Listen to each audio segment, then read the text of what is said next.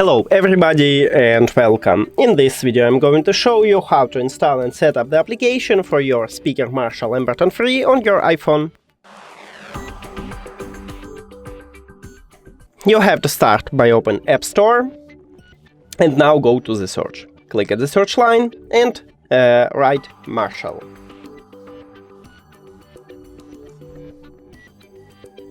And you should install this application. Hello. Check. Next. Okay, I saw it automatically. So next. Now you can write your email here, but I don't need it, so I'm going to skip it. And the same right here, you can skip it, you can uncheck it and click next. Or you can just click next. Then click add new device, and we did it! Thank you for watching this video. If you found it helpful, please consider subscribing to the channel and leave the like on the video. See you later!